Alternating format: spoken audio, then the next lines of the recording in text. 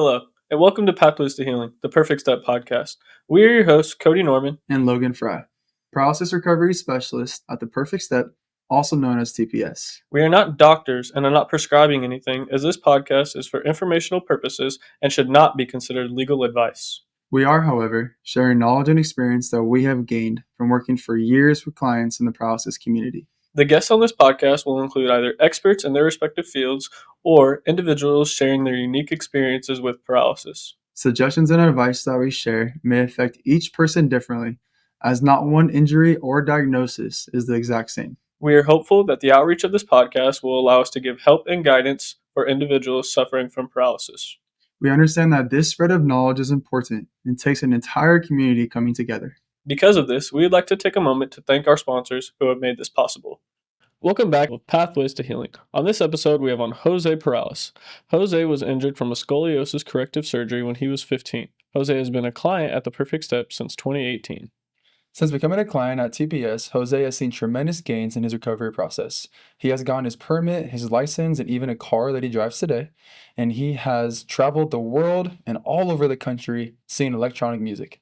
Stay tuned on Jose's Pathways to Healing. Welcome today's guest, José Perales. What up? What's going on, Jose? Good to have you on, man. Thank you for having me on here. I appreciate it. Yeah, Absolutely. Appreciate you coming on. José, why don't you, kind of how we start every episode, why don't you just give a generic background? Tell us a little bit about yourself and about how you got affiliated or connected to TPS. So, a little bit of background on my health condition. I've had scoliosis since like elementary school. At first we didn't know it was scoliosis. We ran off like diagnosed for a couple of years just with excruciating back pain. Um, yeah, that was pretty rough. Just crying myself to night at sleep. Just couldn't understand what was going on. We went to doctors, did x-rays, couldn't figure out what was going on. They were just assuming it was a pinched nerve. So we just went through it for a couple of years. Like my dad and his wife were just like, oh, he's just doing it for attention. I'm like an only child with both of my parents. So when my dad remarried, he took on an additional 4 kids that weren't his. So I'm like, the little black sheep of the family. I'm the little outsider. So they just thought that's what it was. So just went on for a couple of years until I was like 13 years old. And one day I got out of the shower. I was like leaning underneath the sink, trying to grab something out. And I guess my dad's wife noticed that my spine wasn't straight. So she works for CCS, which is like California Children's, some children's services. So it's like a secondary insurance for like low income families, with like kids that have like chronic conditions and stuff like that. So she knew what to do. So when got x-rays done, they found a bone connected between my pelvis and my spine that was an abnormal growth. So they went in, they did his first surgery like at 13 years old. They went in, removed that bone that was growing, and they also found extra bone mass growing along my spine. On top of that, they found a cyst developing inside my spine. They drained that out, came back negative. They removed all that extra bone mass that was growing, and they told me that I had to wear a brace until I was 18 years old. I didn't wear the brace properly. It was hot, it was sweaty. I felt like I couldn't breathe right. Not only that, I was getting humiliated a lot in school. So I was just like, you know what, I don't care. I'm just gonna wear it loose. Within about a year and a half, because I didn't wear the back support, my spinal curvature went from a 30-degree to a 92, 93 curvature. By then, doctors were like, all right, you have 2 options. Either we put you on a brace that you can't take off even to shower, or we do surgery now. And I'm like, okay, well, why are you guys giving me 2 different options? Because I'm gonna have to do the surgery regardless. They're like, well, we don't want to stunt your growth. I'm like, my growth, my height, my appearance is the least of my concerns. If you guys are telling me that my lungs are going to collapse and my heart is going to fail, I'd rather just do the surgery right now and then. So we did the surgery. This was like November 2006, 15 years old. 18 hours spine corrective surgery. They did rod placements along my spine. They did a spinal fusion in the lumbar region. So for those that don't know what that is, they remove several discs and then they swap it with bone material and they let it fuse. So because of that procedure, I ended up with the spinal cord injury. Pretty rough. I remember my eyes were like completely shut. I couldn't speak. I was on a ventilator. I had like tubes. Sorry, I had like tubes running down my throat into my chest. And all I remember was like my only form of communication was like trying to draw on a like a little whiteboard with like an erasable marker, trying to communicate with my family. The following week, they went back in and they loosened up the rods to see if I could, regain some sensation, and it didn't help.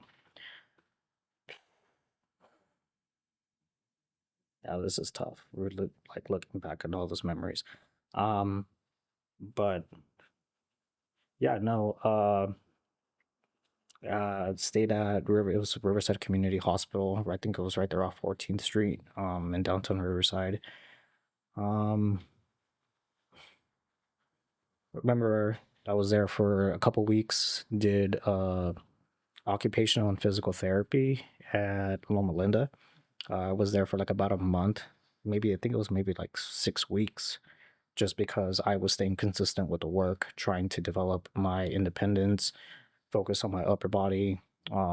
So yeah, that was a surgery. Couple of years went by, just dealt with the depression, the suicidal phase. Yeah, it was a really rough part, but what hit me harder more than the spinal cord injury was I developed a pressure sore on my bottom. It got to, I think it was stage 4, which is you can see like the bone tissue, right? I think it's stage 3 or stage 4. Now you can see bone tissue. It was the size of a quarter. Was this while you were at the hospital? No. This was after? This was at home. I developed this at home. Okay. Yeah. So I developed this at home, just because of like the negligence of self-care. I just wasn't listening to anything. I was just lost in my head a lot. And out of nowhere, I remember one time my dad was changing the dressings, and there was like this little tissue. There's this little mass that had the texture of like a coral reef. And my dad was just like, "What is this?" I'm like, "I don't know. I can't see back there. Like I'm not handling, the wound care and all that." So, beats me. Within about a couple of days, I started spiking a fever of like 104. At the time, I was very prone to getting urinary tract infections, and that's what we assumed it was. I know that's what it wasn't. What it was, just because my urine was clean, there was no sediment, no nothing. So I'm just like, okay, this isn't urinary tract infections. This is something else. So we went to the hospital, did blood work, did urine analysis. Everything came back fine. So they're like, okay, then what's going on? So we went and did a set of x-rays. They found discoloration in my hip. So then now they're like, okay, something's going on with your bones. So after that, we went and did a set of MRIs with and without contrast. And they came back and they told me, well, you have osteomyelitis. So for those that don't know that, it's a deadly bone infection. Right away, we did surgery, removed as much of the infected tissue as we could. They basically did plastic surgery on my bottom, closed it up, and I was bedridden for 3 months to let that heal up. On top of that, I had a PICC line inserted into my body. from my arm into my chest, and I was running my antibiotics through there for 6 months straight. Mm. That was the lowest of my low. Um, couldn't eat, couldn't hold down beverages. If you look at me right now, you think I'm like really healthy, like, because yeah, I couldn't hold down anything. So after that point, I was just like, you know what? I'm I'm throwing myself into the ground. Like if I don't take care of my head, if I don't take care of the way I move, it starts affecting everything around me. My Mhm. family, my friends, my parents' finances, just because of insurance stuff. And so from that point on, I was just like, I need to take care of myself. I need to make myself number one before anything else. Because if not, that's it. I'm not going to be here. So that's m- most of the like medical health story. But yeah, You're 15 and you said when you had the surgery, correct? the left me with the spinal cord injury. Yes. Yes. And during this time, the story you were just talking about when you went back to the hospital with the pressure sore, how old were you during that time? I want to say maybe like 16, 17 years old. 17? A year or two later. Mm-hmm. Okay. Yeah. Okay. Yeah, well, Jose, thanks for sharing that, man. And Thank you. Obviously, we know it's really hard for you, like obviously sharing that story, but thank you so much for just your strength and willingness to do that and shining light on everybody around you. You're just an inspiration to all that hear that story and everybody that sees you at TPS in the building. So I hope you know that. Yeah. And we just want to kind of see if we can open that up a little bit. Mm-hmm. After you're 16 years old, 17 years old, around that area in time, when did you start to get into the rehabilitation scene of everything and going to inpatient, outpatient care after the SCI? Literally right after the spinal cord injury, this when I went to Loma Linda for occupational and physical therapy. away, okay. It was right away. It was right away. Got it. But after that, I really didn't do much physical therapy. I mean, I would go to the gym here and there once in a while with friends and family, but it wasn't anything like where I'm at today. Got it. Yeah. Okay. Got it. So after the pressure sore, did you do any initial PT, OT? No, No, that was it. that was it. Okay, and this is when you're 17, so that was around 2008, 2009? It's about Ish? 2008, 2009. Yeah. Okay, and then so I know, we both know that you started coming to the Perfect Step 2018. Yeah. Mhm. Can you talk about what was going on in that 9 years in between, and then what led you to and help find TPS? So for those 9 years, I was just focusing on myself, focusing on my well-being, traveling around the world, mainly for electronic music festivals. That was my saving grace. That was the thing that kept me going, like finding community, making new friends, traveling around the world, just, being in the present moment and just having fun. That was my thing. So I did that for many years. Um, so as soon as I turned 18 years old, I flew out to Miami for a music festival during spring break called Ultra. So out there they have something called Miami Music Week. So they have nightclubs, day clubs, pool parties, beach parties, boat parties from Monday to Monday. So 5 days, right? And then Friday, Saturday, and Sunday is the music festival itself. Um, so I went out there for that. Had a really good time. And yeah, I don't know. I'm pretty sure I can like definitely share an image later, but there was this image of me crowd surfing there, and that image blew up. There was a video that made it onto YouTube. And that was during, well, if you know music, electronic music, you would know Armin van Buuren. Back then, it was what's still called, he has his own radio show, but it was called A State of Trance 500. So that was like the episode. It was a celebration. So I crowd surfed during that event, and that blew up, especially in the rave community. So that if you actually go to like if you have like Messenger, like iMessenger, if you go to like the little GIF section, just type in wheelchair, and you'll literally see a GIF of me just like crowd surfing like on top of a crowd. So That's awesome. that's from that specific moment right there. I think I saw that I've before definitely seen I even came here, before I even started working. I'm pretty sure I saw that moment. That's really awesome. Yeah. What about these festivals, music festivals, made you feel free? Like, what about them made you feel like that was a place where you're at peace or a place where you found happiness while doing those things? It was literally something that was like night and day for me because me living with a spinal cord injury, it wasn't easy, especially like living in an environment where it's toxic and abusive and it's a harmful setting.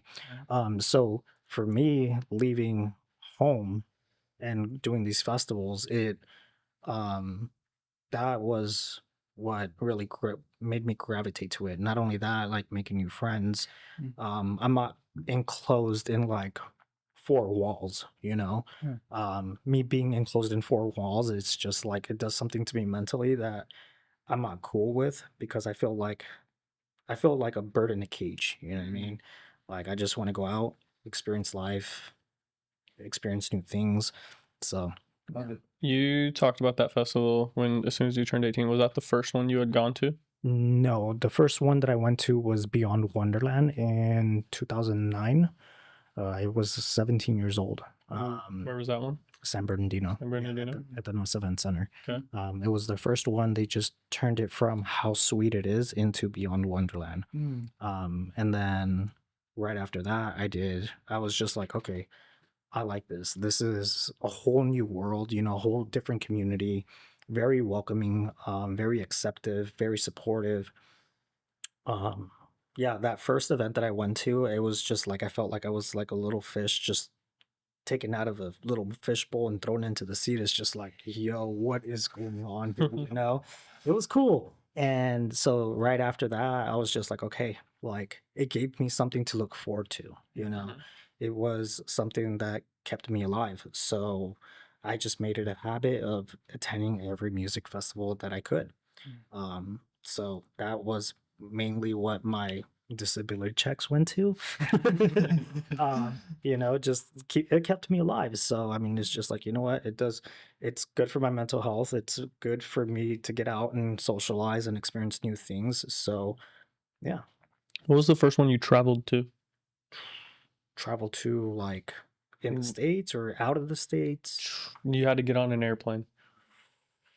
Ooh, okay. That was Boom Festival. Okay. That was in Portugal. So, sorry, I didn't mean to cut you off, Mhm. but traveling, leaving home, being independent post SCI, Mhm. scary concept to even think about getting on an airplane. Yeah. You did it. You went to Portugal by yourself? No, I went with my best friend, Best friend? Phoenix. Yeah. Okay. Yeah. Perfect. But one best friend to do everything for you, right? Mhm. Can you talk about the travel experience on that first trip for you and how it was probably a learning curve and how you got from doing what you did that very first time to now how you have been able to go all these other places and you've kind of figured out what the travel experience is like? Yeah, definitely. So I had never gotten a passport. I've never gone on a plane. Me having a spinal cord injury, you hear all these stories like, don't do it. Your wheelchair is going to get destroyed. Like, you're going to deal with this and this and that. And then, me coming from a, Mexican background, your parents are very like, you shouldn't travel, something's going to happen. What are you going to do? It's just all like, there's so much noise. And that's the thing. Like, you got to block all that out. It's just like, if you want to do something, get out there and do it. Figure it out. I didn't know what was going to happen. All I knew was that my best friend was going to be there with me just in case something happened. If I'm safe and secure with that, let's just go. If I deal with an issue, whether it may be bladder, maybe a bowel issue, cool. Just clean it up. It's all mental. Throw whatever you got to throw away and just keep moving forward. Um, but that I think the most challenging part with like traveling is like sitting upright for extended period of time. But whether with a spinal cord injury or not, you're still going to deal with that. So for me, it's just like, all right, just make sure I have enough pain medication to get me through the flights, get me through the whole trip itself. So it's a lot of like physical preparation, mental preparation. Um, but yeah, no, I had a really good time. I mean, just I remember getting on a flight from LAX to New Jersey. I think it was New Jersey, and then from New Jersey all the way to Spain. landed in Spain, rested for one night, got on a shuttle, 5.5 hours to Portugal, about 5 hours to Portugal, and then 7 days camping in the middle of nowhere on a ranch at a lake. Wow. Yeah, Wow. yeah. So you're somebody that has traveled like a lot. It sounds like you've done a lot of really cool things, been a lot of places. Mm-hmm. Are there any places that you would say in particular that were the easiest as far as accessibility goes? And were there any that you feel like need a lot of work as far as making it to be more accessible? I would have to say the easiest. I mean, it's never going to be easy anywhere you go. Right. You know, Right. here in the States, we have, ADA laws and regulations. It's not the same everywhere you go, I mean, it would be nice to have something like universal set, having a universal standard set like worldwide. But, I know that's going to take time. But I think I think the most challenging part was traveling to Colombia. Mm. I did that a couple months ago. I want to say like maybe 2 months ago. Um, that was hard because it's like you look up hotels, you look up what is quote unquote is accessible, but you get there, you can't even get into the restroom because the doorway is too narrow. Like, so how are you gonna fit your chair into there and transfer without any handlebars on the wall, Right. or get into the shower where you can't even put a chair in there and close the door at the same time. Mm. So, yeah, South America was a little bit more challenging rather than Europe, but What did you do in that situation? definitely had to go back downstairs, get vocal, speak my truth without, being concerned how people are going to respond to not to my standard, but to like my needs. So definitely they switched up the room to something a little bit more accessible. It wasn't that much of a crazy of an upgrade, but I'm just like, okay, at least there's a hot tub I can get in there, in and out on my own. Just bathe myself in there and then just get out, you know. As far as toilet, then I'll just make do to figure it out. Right? So Those are some tough conversations to be had too, I'm sure, initially, if you're having to bring up those topics and tell somebody, whether it's at a hotel or whether it's an airport or whatever it may be. What are some advice that you would give to somebody as far as starting that conversation, starting the hard conversation? What's a good way to go about that conversation with someone when you want to make awareness and bring that to someone's attention about how their space can be more accessible? just be straightforward about it. You can't, like, for me, even like in the beginning when I first started traveling, it's just all like, I'm waiting in line to get a meal, to pay for my meal, and it's just a huge line. Is my friends just like, no, get in there, cut up to the front, let them know that you need to eat, like make everybody else wait, don't worry about it. So, for me, it's just more building that confidence and the mindset that it's just all like, okay, just get in there, be vocal. If they say yes, they say yes. If no, then push even harder. You know what I mean?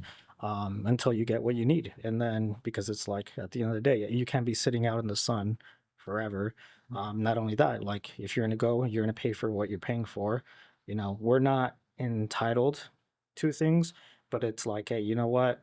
At least see what can be done about it. Awesome. Yeah. Love it. Really important to advocate for yourself, right? Welcome to the Be Perfect Foundation, a beacon of hope for those living with paralysis. We're a nonprofit organization on a mission to make a difference in the lives of hundreds of fathers, mothers, siblings, and friends. We provide direct financial and emotional aid. From medical necessities to guidance and support, we're here to help individuals on their road to recovery. With nearly $10 million raised and a 100% volunteer staff, your support goes a long way. Visit BePerfectFoundation.org to donate or find out how you can get involved. The Be Perfect Foundation, changing perceptions daily. So like we said, you've done a ton of travel. Somebody's getting ready to go on their first trip post-injury, post-diagnosis. What are some tips and tricks that you would give after having all this experience of like, you really need to do this, this is something you should avoid, things like that? Avoid greasy foods before avoid greasy foods before the flight. Yeah, just stay hydrated.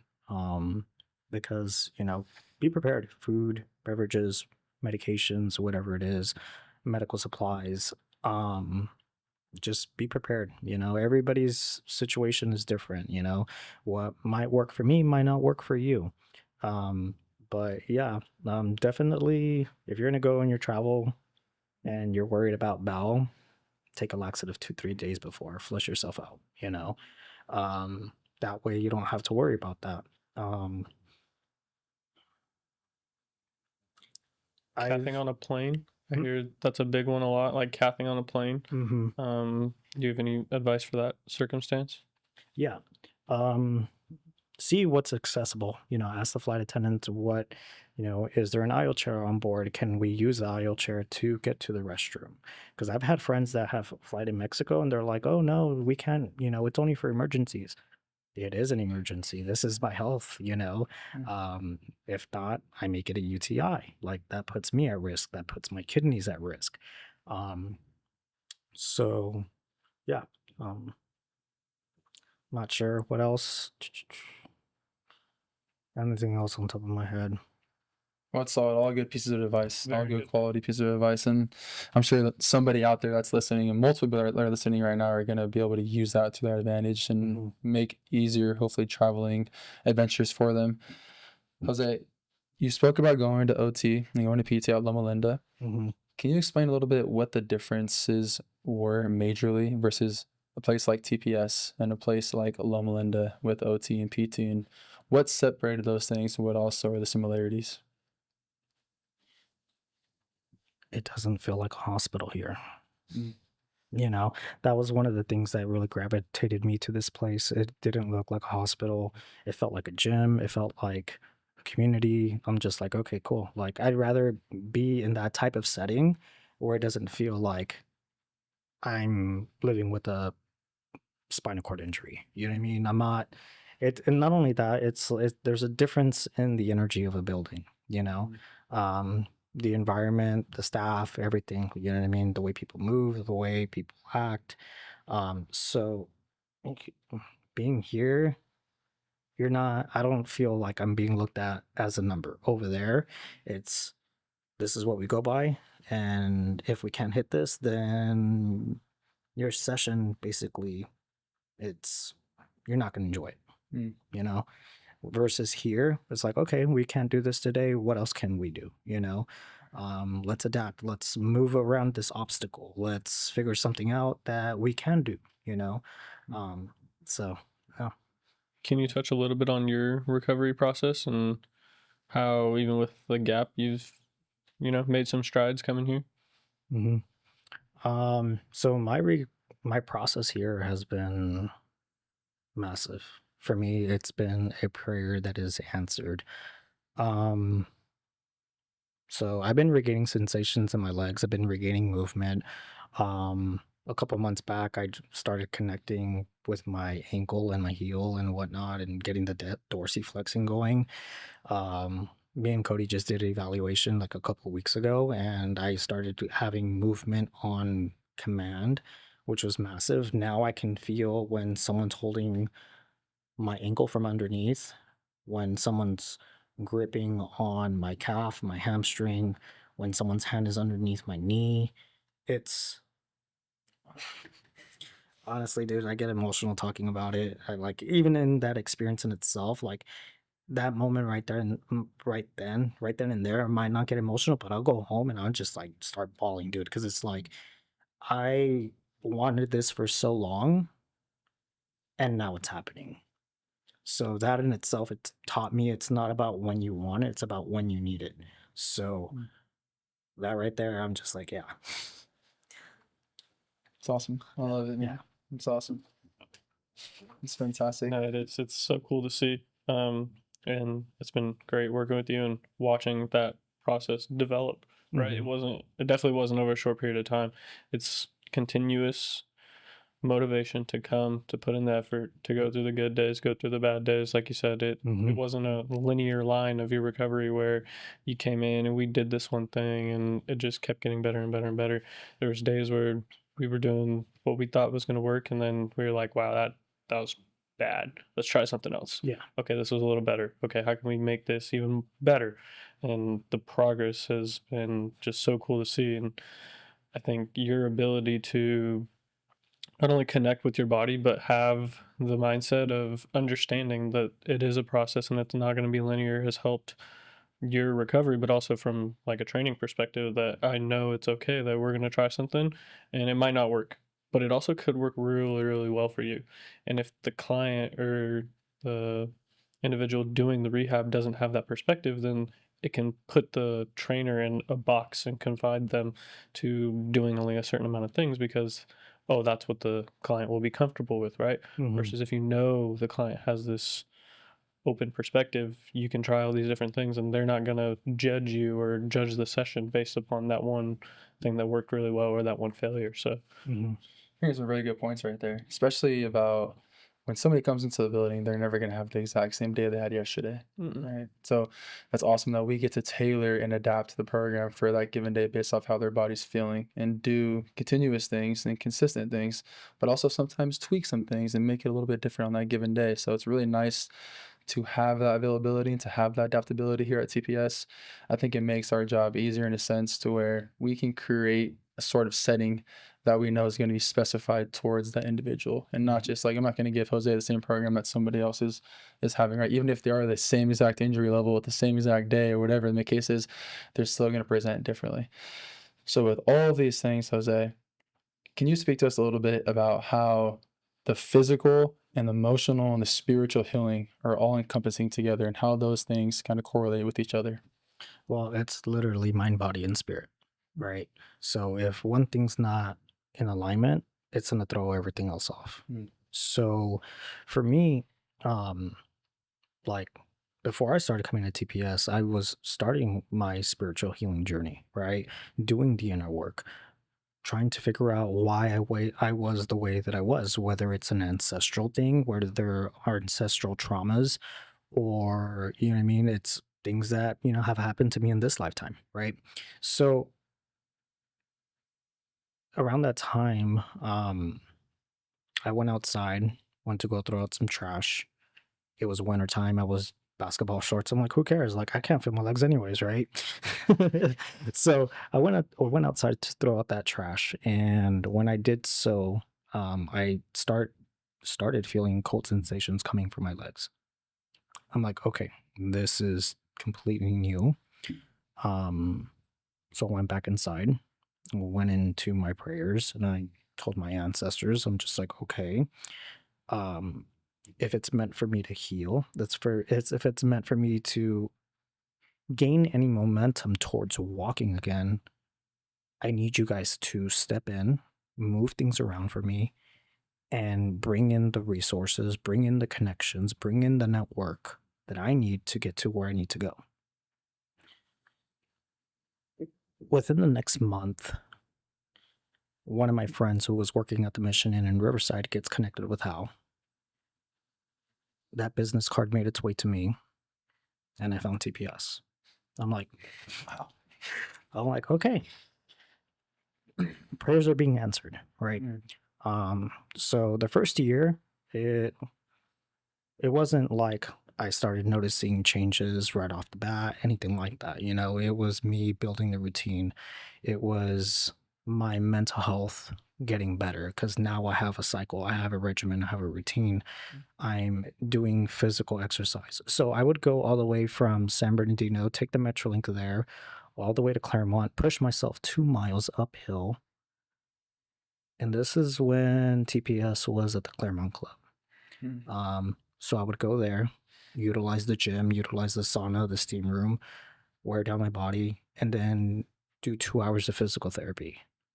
I started working with Kristen Lockett and Joshua. And then there was also Stephen Frazier that I was working with at the time. Very good team.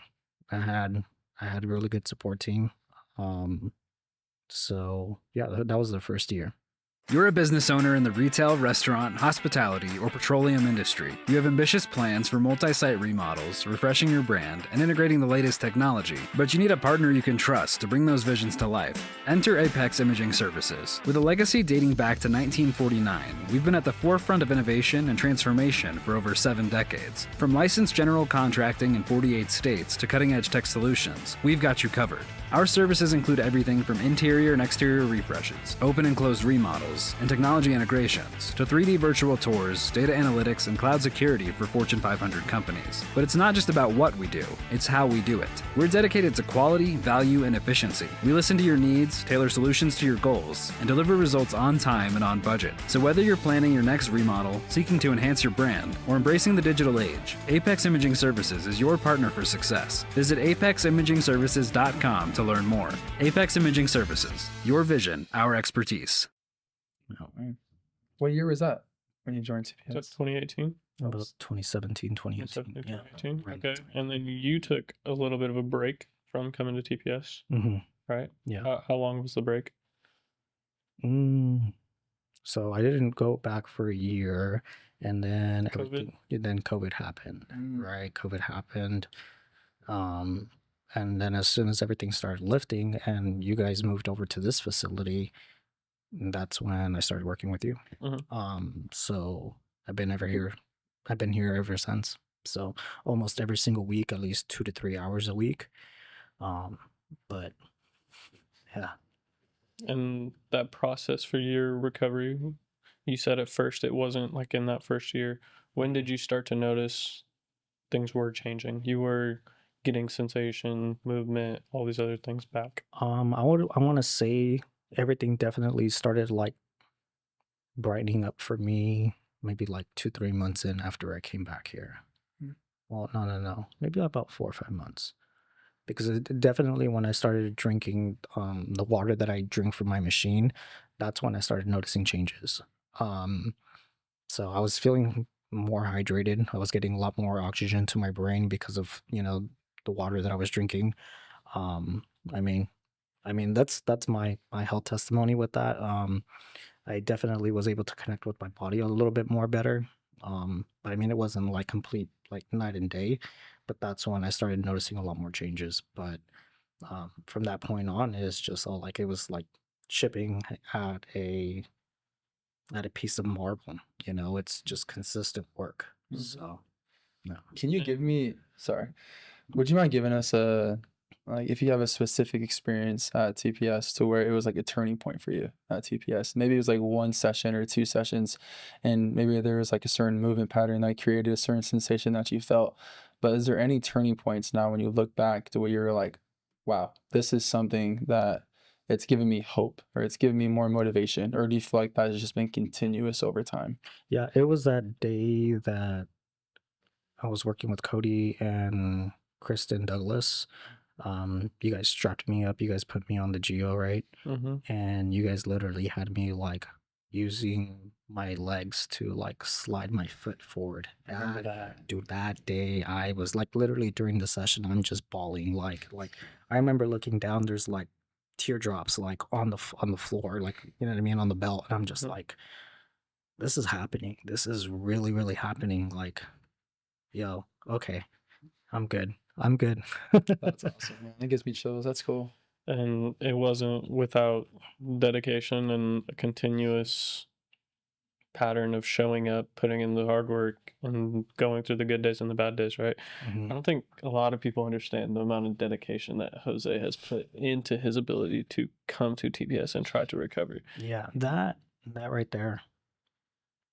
I had friends, I had family members telling me that this was going to be a waste of money, that this is, why don't you just go to a regular, use your medical insurance, go to a regular physical therapy unit.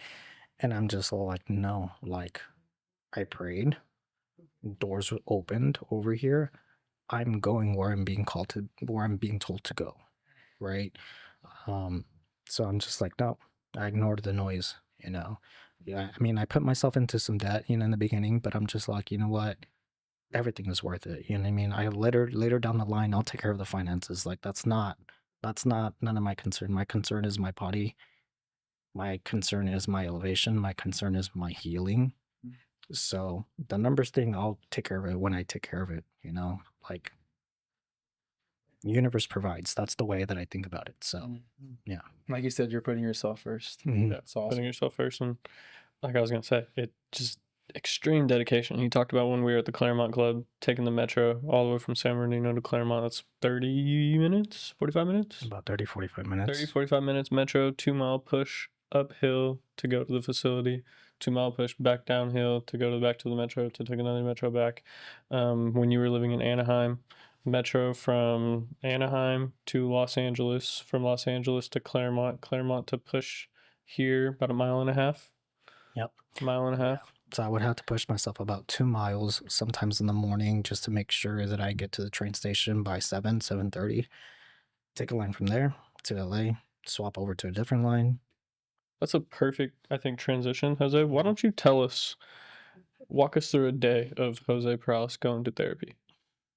From what time you waking up to what time you getting here to what you're doing in between. Walk us through a day in the life. So definitely beforehand at the night, I mean, I prepare extra change of clothes just in case if, bowel movement or something happens out of my control. So I just prepare that the night before, up by 6:30, 7. I'm up by like 6:30 in the morning, take a shower, get myself ready to go. Make my way to the Metrolink station. Sometimes I push myself. Sometimes I, take a Uber or I use the scooter, right? Take the train from there to LA, swap over to a different line, then make my way to either the Pomona North station or the Claremont station, because regardless, we're like dead smack in the middle. It's the same distance. So, if I want to stop by, get some breakfast on the way over here, I'll get breakfast and then push myself a mile over here. Um, I remember in the beginning I was doing 3 hours, right? So I'd be here, start my session with you from 11 to 1 p.m., take a 1 hour lunch break, do my final hour with Kristen Douglas, then make my way all the way back home. So I wouldn't make my way back home until like 6 p.m. So it's a full 12-hour day. Full 12-hour day, just for 3 hours of physical therapy. And what's your schedule like now? I mean, now like Kristen Douglas is on leave, but what was it like before she left to leave? So it was literally the same routine, but now it was Wednesdays and Thursdays, right? Because I ended up splitting the hours because I was just like, you know what, third hour, I'm already just like way too exhausted, So we split the hours. So now I'm doing it twice a week. Now that she's not here, I'm driving now. So Yes, sir. I just got my license. Watch out, people. Yeah. No, I'm just kidding. No, seriously, watch out. The way you guys drive is ridiculous. Not wrong. Yeah. Yeah. I remember you guys I don't know if you guys remember when I got slammed by the car crossing the street in my wheelchair. Yeah. Seriously, guys, pay attention to what you're doing, please. Yeah. So now you drive. Now I'm driving, so do my thing in the morning, take my time, I sleep in, have my breakfast at home, get myself in the car, take the wheelchair apart, set everything up, just drive over here from Anaheim to Pomona, 30, 40-minute drive, huge difference. Huge. I'm not exhausted.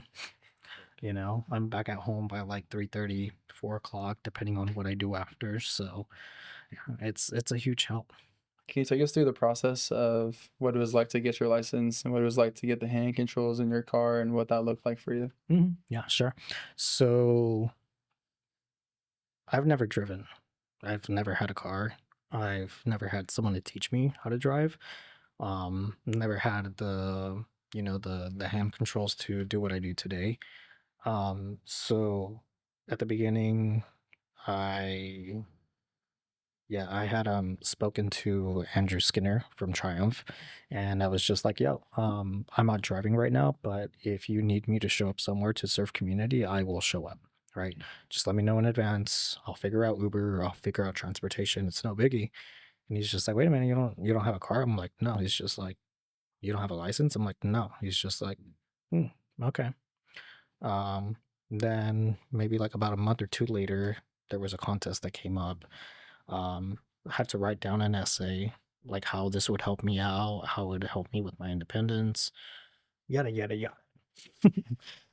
So I did that, and I was just like, you know what, I'm just gonna hope for the best. If it happens, it happens. If not, I'm good. I can still continue doing what I'm doing. I'm okay doing what I'm doing. Right? It's a sacrifice, but I'm seeing progress here, so I don't care. I'm good.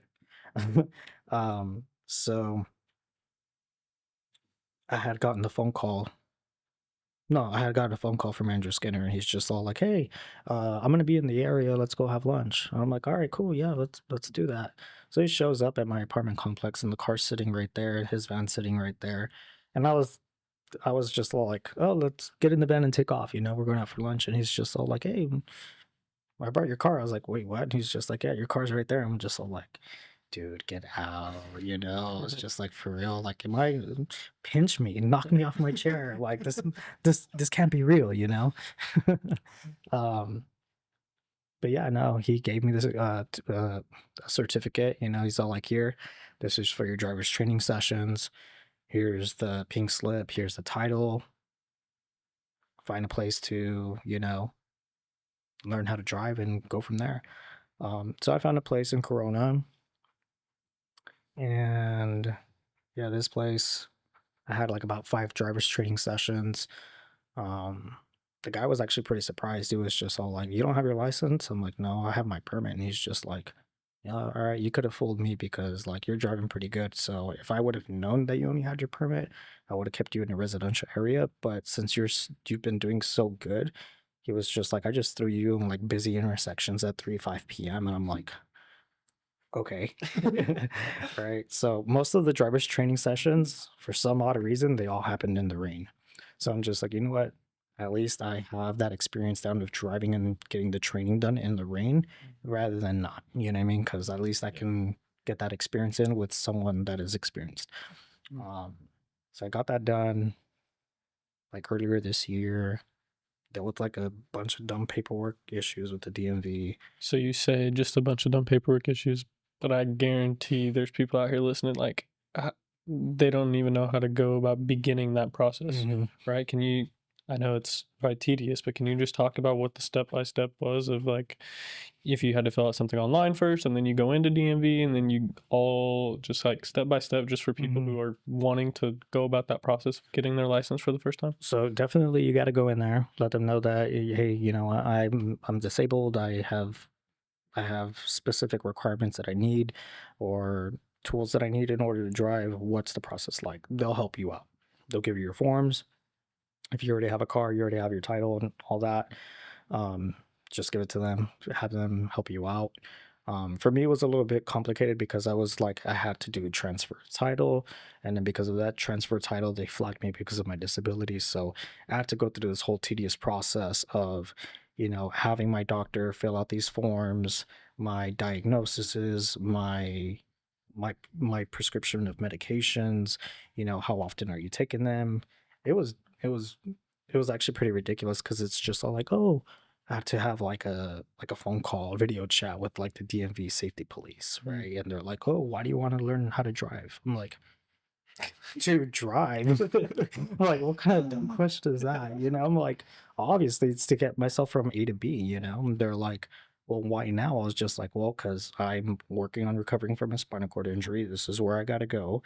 Right now, it's taking me a whole 12-hour day to get from A to B and back home. Like, I need something. I need my license to be more independent and just be a little bit more free and just handle everything that I need to do." So I handled all that with the DMV safety police. Want that, but you got to do your permit first. Make sure you get your permit test done, multiple choice test, all that stuff. Study, study, study. Get that in. Um, have your appointments with them, and then after that, just make sure I had to, right after I was done with all that, then I was able to do the driver's training sessions. That's when I got the clearance. So permit, go into DMV, and then driver safeties. Mm-hmm. Okay, Yeah. so was it permit go into DMV, safety talk with the police, and then you got clearance to go? Yeah, I And this got. was all, sorry, this was all during the transfer of title. Mm-hmm. So title got transferred, you had your safety call with the police, Yeah. and then you could finally go to driver's training. Yeah. So they had to send me this paperwork. It was just all like, oh, you need to fill out this documentation. Otherwise, your driver's license is going to be suspended. I'm like, well, I don't have a license and I don't have a permit. So what are you guys going to suspend? Right. So once I got the permit, then that's when they suspended the permit. I'm like, okay, all right, I get it. So it was like a very tedious, annoying process. So once I got the driver's test done with the DMV, right? Because I was under the assumption that once you pass everything with the driver's training, like you would be cleared, right? No, you still have to go back to the DMV and take a test with an actual DMV instructor. Right. I passed the test. I only missed like 2-3 points. So I was good. I was like, all right, cool, right, right on. Right after that, I ended up finding out that this is annoying. I ended up finding out that the transfer title got withheld because the car was a donation, and then CDTFA, California Tax and Fee Administration, or whatever how you ever call it, they basically stopped it because they wanted to find out why I wasn't paying taxes on the car. I was just all like, it's the car's donated from an organization. They're like, well, now we need that paperwork. I'm like, so I went back to the DMV and they're like, oh, we lost your paperwork. I'm like, how do you lose my paperwork? Like, I've been coming to the same office. So you guys, just because you have a disability, like it doesn't, give you a green DMV's still not the fun. DMV is still going to do DMV things, so Keep hard copies, people. Keep hard copies of everything. for sure. So I had to get that cleared with the CDTFA, and then I had to basically get all that paperwork back that I could filled out and get a new title, new pink slip, all that. So now I'm good. No, Awesome. Process. A whole process. too much. But now you're here. It's good. Now you're driving. We're You good. can. We're moving. Yep, That's right. exactly. It's awesome to see. I'm sure it also helps with just daily life stuff, including your jobs, right? Why don't you talk a little? You talked a little bit about the water. Mm-hmm. The water. Yeah. Explain. Welcome to The Perfect Step, a beacon of hope for those living with paralysis. We're not just another recovery program, we're pioneers in exercise-based recovery, transforming lives every day. Our mission is clear: to provide an improved quality of life through intense exercise-based recovery, education, research, and development. We treat conditions such as spinal cord injury, stroke, Parkinson's, and more. What sets us apart? Our clients often experience an improved level of function, sometimes even below their entry level. Imagine the possibilities when exercise is medicine. We're wheelchair-free, focusing on load-bearing activities to enhance function, bone density, muscle mass, sensation, and circulation. And it doesn't stop there. Our clients often reduce their medications and complications. But we're not just a program. We're a community of support. You'll meet peers who understand your journey, along with specialists dedicated to your recovery. Visit theperfectstep.com today and take the first step toward hope, health, and healing. The Perfect Step, where recovery begins. Give us some background. Give us some details. So right before I came back to TPS, one of my good friends, she came up to me and she was just like, yo, like, you try this water, it's gonna help you out with the circulation, yada yada yada. I'm like, water's water, like whatever, you're just trying to sell me on a product, whatever. So she had like a 5-gallon jug that she dropped off at my place, and I went to the gym one day and I was just like really sore, and I'm like, whatever, I'll drink the water, right? I kid you not, my muscle recovery just happened like so much quicker. I'm like, there's something else to this. Like, I want to know more, So I called her and I'm like, hey, I'm experiencing this. Come over and educate me more on the water in the business, right? And so she came over, she broke down the compensation plan to me. We sat down and watched a video. I'm all like, this is literally another prayer that is being answered. Like, here's my solution to paying for physical therapy. If I can build my business far enough ahead and make enough direct sales, one machine can cover me for a whole month of physical therapy here. Wow. I'm like, okay, cool. I know people. I have a good network. I can utilize it. Um, let's go for it, you know? So don't get me wrong, machine, it's an investment, right? Anything that has value, it's going to cost something. Can you give a little backstory? Like, so honestly, sell it right now. What is the machine called? What does it do? How does it? Why is this water different? So the machines, they come from Japan. They're medical grade water ionizers. We, the company Enagic, they are the ones leading everything with water ionizers. If you look at a lot of companies, everyone does the same thing. They have like a portion in their website where they try to compare themselves to Enagic. That right there for me says more than enough. Mm-hmm. So the machine has 8 platinum titanium coated plates that does all the work. So it runs through a filter, then it runs through the plates and it ionizes it, right? So you're drinking electrolyzed reduced water. So you're drinking water with a negative charge.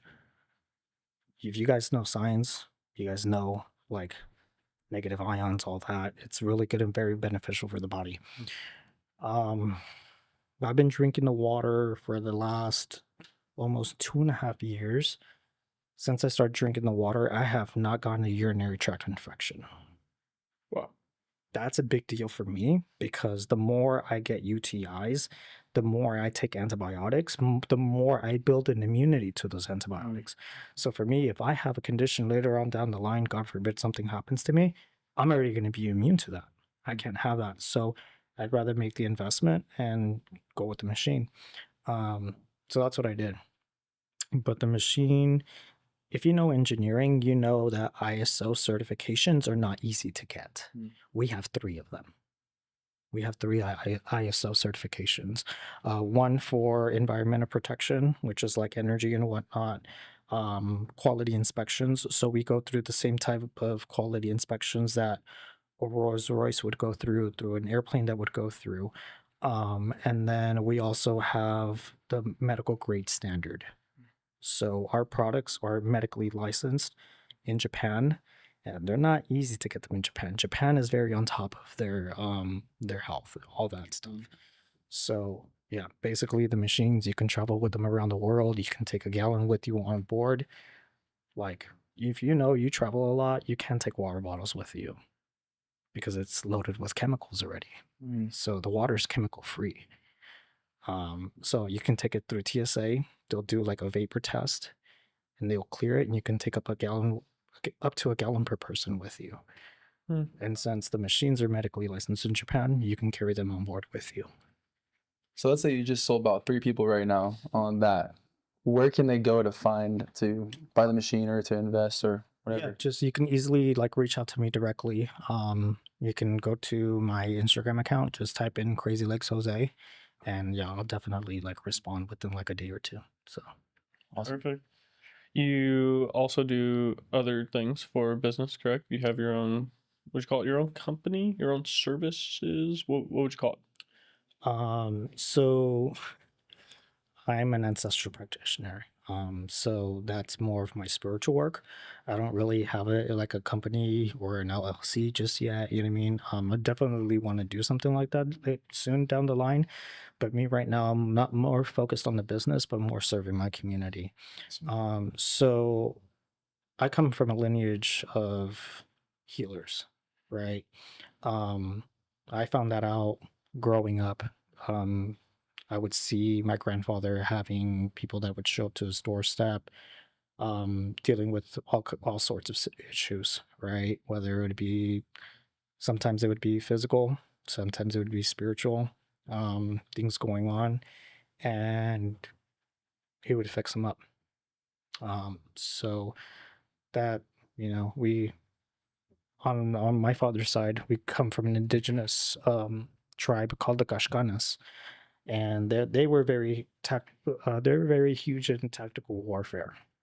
On my mother's side, they're from a region Durango called Tepehuanes. So yeah, it's a lot of traditional folk magic practices, So that's my bread and butter. I love that work.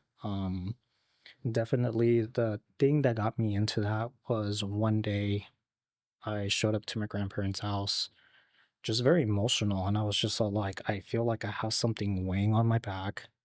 I don't know what it is. I'm breaking down, I'm crying. I'm just like, I need help because I don't know what this is. Um, my uncle was just like, okay, we're gonna lay you down, take a nap. When we wake you up, we're gonna do your cleanse. I'm just like, what cleanse? What is this? So my uncle woke me up and he's just like, hey, get up. We're gonna do what we need to do. I'm like, okay. I kid you not. The moment that I sat up. The light in the bedroom started flickering. He looked at me. I looked at him, and I'm just like, he's like, you seen this, right? I'm like, yeah. And literally, the light switch is sitting like right between the both of us on the wall. No one touched it. I'm like, okay, cool. So I went into the kitchen. Grandfather was just like, hey, we're going to do this cleansing. We're going to do our prayers. We're going to hold the intention that if someone is wishing you ill intentions, that this goes somewhere where it's no longer going to harm anyone. The person that I am, I would rather know where it's coming from so I can set healthy boundaries and avoid those types of people. So I just held on to the intention. We did a set of maybe like 7 cleansings within a time span of like 2 weeks. It involves herbs, it involves prayers, it involves fire, it involves using chicken eggs. Like we don't get all extra and like other cultures and get a little bit too heavy. So after that I went back to my daily routines, and there was one specific individual that was getting hit with a lot of bad luck. I'm like, okay, now I know where to set the healthy boundary and move on from that. And oh yeah, it was someone in my family. So after that, yeah, I'm just like, you know what, this is real. There's something beyond the 3D plane, um that has shown a lot. So yeah. So spiritual work, readings, cleansings. Um so I'm Mexican, so I follow the practices of curanderismo. It's a close practice, so I will not share much on that. But I do Reiki as well. I'm level 2 Reiki. I have not pushed for level 3 because I have no intention of teaching right now. But yeah. Do you ever have intentions of wanting to teach eventually? Eventually, yeah. When I feel like I'm ready, when I feel like I have enough experience, I will do so. But I don't want to get far ahead and get all into labels and stuff like that because I don't want to feed the ego. It's just like for me, it's like I allow myself to be receptive to what comes in. I allow myself to be the vessel for spirit, for creator, for my ancestors to share what they need to share with me. And how how the messages come across, it's really not on me. Sometimes it can get a little heavy, but I'm just like, it's not about what you want, it's about what you need. So I'm very direct when it comes to my sessions. It's huge. And those lead into, I think, our last topic here about you just helping out your community. That's something you do continuously, and we see it around the building how you push for community, but also for the betterment of that particular community. And you've started a support group here at TPS to try to help that community. Can you talk a little bit about that? So the opportunity came to me from TPS. A lot of people think that it was Triumph that gave it to me. No, it wasn't. It was you guys. So the opportunity came to me, and it was from Nicole. Nicole was just like, hey, there was a meeting that happened, and it's going to involve a collaboration between TPS and Triumph. And, we definitely don't want to give it to staff just because, we want, the clients to feel safe enough to open up about their own experiences without anybody else knowing. That's fine. Cool. So I was just like, I'm in. And she's like, "You're not going to take time to think about it?" I'm like, "No, I'm in." And I took it upon myself to do it because this is exactly what I needed when I was younger, right? I didn't have a mentor. I didn't have someone to look up to. I didn't have someone to guide me on my path. So if I can be the person that I needed when I was younger for somebody else, I'm in. Like, I don't care about the time. I don't care about the finances. I don't care if I had to put myself in a rut to show up. When there's this story that there's this teaching that was given to me recently by one of my teachers. When you take on the path of curanderismo, your community knows, your family knows that you no longer belong to your family. You now belong to your community. And that's the sacrifice that you're making for your community, for the well-being. So when you take on this path, you sacrifice yourself. So yeah, that was something that I took on. So I facilitate those meetings, making it safe, making it inclusive for everybody, regardless of your race, your ethnicity, your sexuality, your religion, Injury, everything. injury, whatever it may be. It doesn't matter. Whether you have a spinal cord injury or not, it doesn't matter. Whether it's a cognitive thing, it doesn't matter. Show up. Regardless, at the end of the day, you have community here. So, yeah. It's awesome. So there's no qualifications, no requirements to get into the support group meeting, and it's every second Wednesday of the month. Every Correct? second Wednesday in the month here at TPS from 1 to 2 p.m. Sometimes, people show up a little bit late, and that's okay. So sometimes we start at 1:30, and regardless, at the end of the day, I will give everybody that 1 hour. If it turns into, from 1:30 to 3 o'clock, then that's fine with me. But we try to keep it at an hour. But I mean, sometimes we go overtime. So, for me, it's not about the time frame. It's about me having everybody to receive what they need that day. So, Jose, recently we've been talking about people reinventing their life lately at TPS or seeing somebody reinvent their life. So, what is some ways that you have seen someone reinvent their life or have done that on your own? Honestly, seeing James reinvent himself has been mind blowing. James Meza, for those James who don't know. Mesa. Yeah, James Mesa. Jim with James. Yep, that guy. Seeing his progress has been mind blowing, honestly. I remember seeing him in here one day, just rolling in with his head held high, and I'm just like, who is this guy? How long has he had his injury for? How is he so damn ripped? I'm just like, what is he doing? Where did he come from out of nowhere? And I started connecting with him and just hearing his story and just seeing like his determination to do something with his spinal cord injury. I've had talks with him and about his plans and where he wants to go and what he wants to do. And honestly, it's mind blowing because now he wants to open up his own gym. He wants to open up his own gym and have it where there are spaces for people that are, using wheelchairs to have equipment that are custom made for them. Awesome. And there's been the question, it's just all like, okay, is it something like TPS or is it like a gym, like a franchise?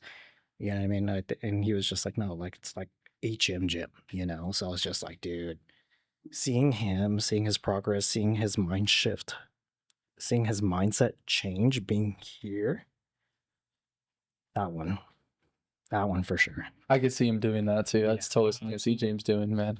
That's awesome. James is definitely an inspiration to all of us too. It's really fun seeing. It sounds like a lot of things that you've talked about today, and I've heard you say this multiple times. It's about helping people, about helping the community, being an advocate for the community. And I just want to say it's real wholesome. That's really selfless of you to do that.